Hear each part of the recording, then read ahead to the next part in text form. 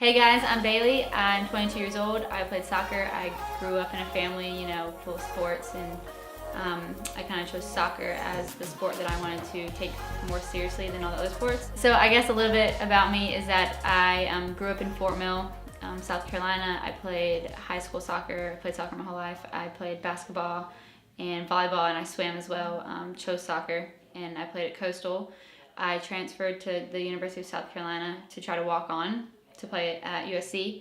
So when I got to University of South Carolina, I got offered a walk-on spot, which is you're allowed 2 walk-on tryouts. So I had my walk-on tryout, and a week before I was supposed to go try out for South Carolina, I tore my ACL.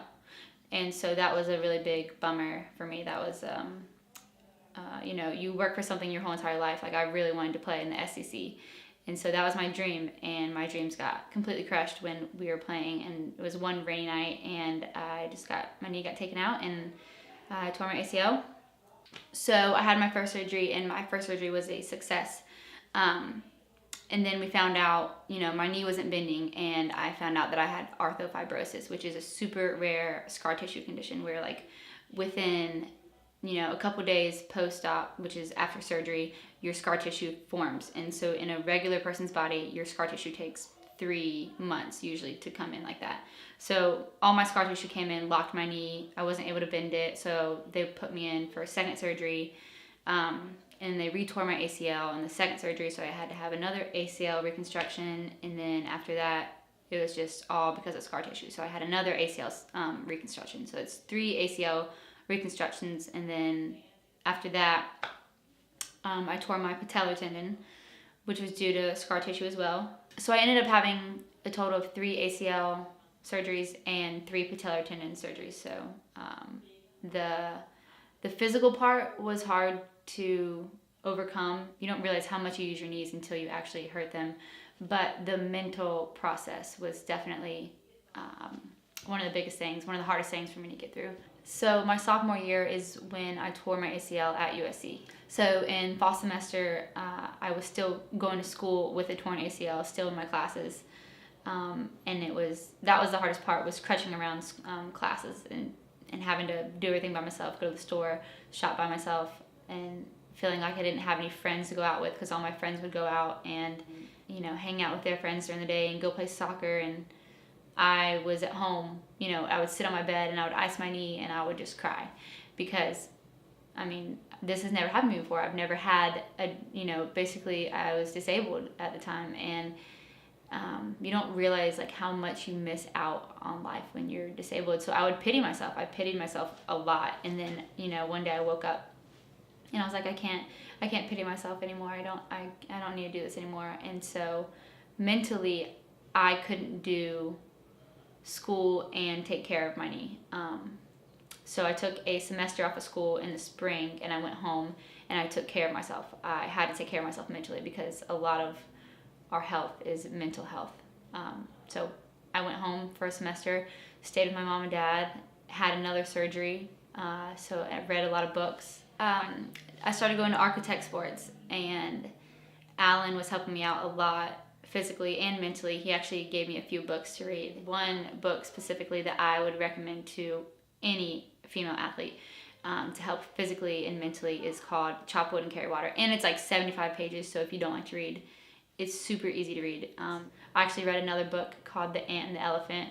It's a parable. It's also 75 pages, so really short. After I felt like I was healthy enough to go back to school, I retore my patellar tendon again. I think at that point, that was that. I get lost sometimes, get off track sometimes with how many surgeries and when they happen. But I had to take another spring semester off and that's how low I got. I had to take 2 different, I had to take the spring semester off. I went back to school in the fall because I thought it was okay. Then I had to take spring off again.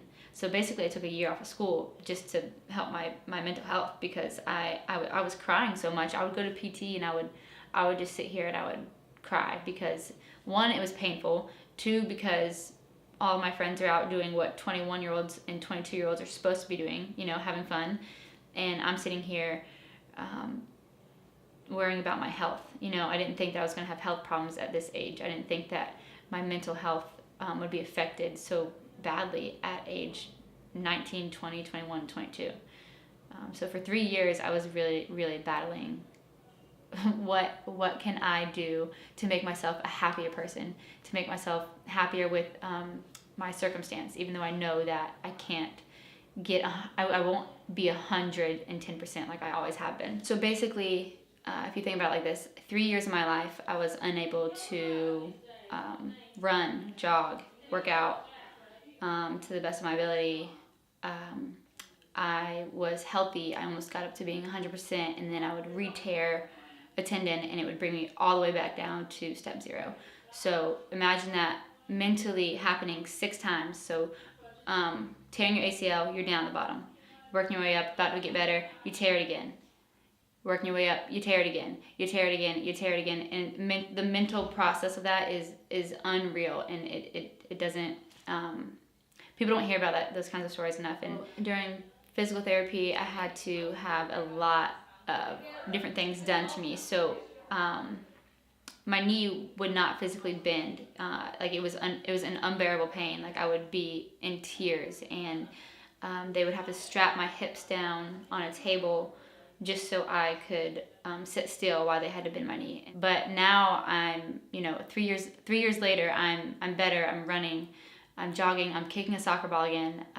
But the process is hard and the process is painful. But sometimes people think that you can go through life without praying and hoping for no pain. But if you don't have pain, then you're not going to have gain, and if you don't have gain, then you're not going to have opportunities. So that is why I think that Female Athlete University is such a great website to go to, and it's extremely helpful because it's going to help you not only with exercising and physical stuff, but it helps you mentally. A lot of people don't know what a lot of other females go through in the sports world, so it's good to get other people's perspective about like what they went through, and so that you're not going through it alone. Go check out the website. I think it'd be super beneficial for your game, mentally, physically, emotionally. Whatever you need is on that website. So go check them out.